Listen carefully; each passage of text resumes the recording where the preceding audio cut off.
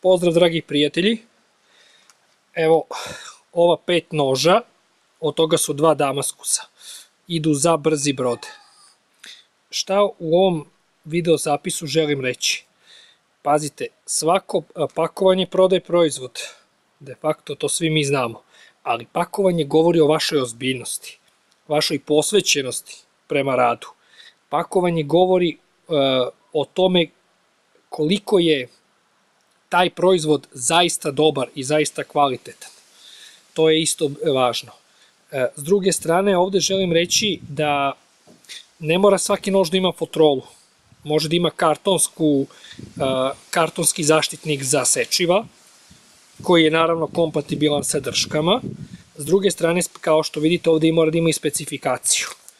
Samo pakovanje robe je priča za sebe. Znači, to je tehnologija za sebe koja se radi u 7, 8 do 12 koraka.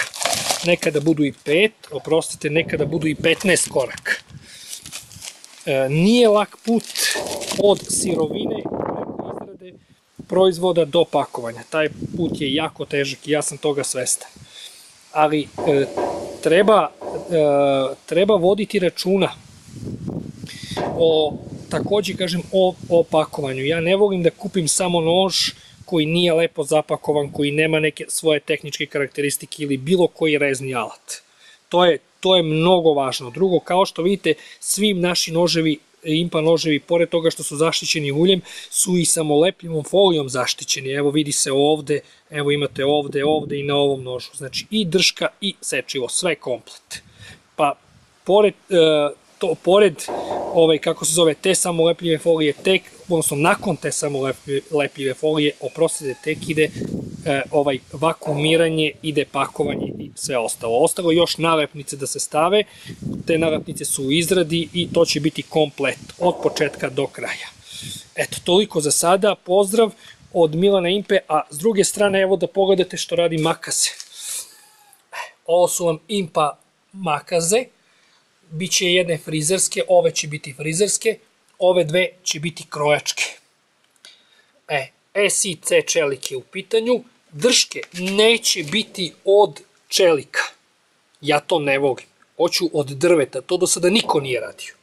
Ja to nisam bar našao. Ovde imate, vidite kako drške idu sa strane. Ovde vidit ćete kako drške idu unutar. Pogledajte. Znači, samo malo da vidimo, sečivo na sečivo. I pogledajte kako jedna ide unutar, jedna ide s polja, a ovde idu drške, samo malo, drške idu vani. To su sve već neke kombinacije uglova. Kažem, neće drške biti od čelika, niti od gvožđa, bit će od drveta, da to zaista bude ekstra kvalitetno. One su okaljene u,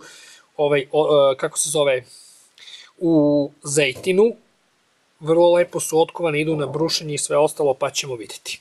Prijatno, do narednih video zapisa. Pozdrav od Milana Impe. Ćao!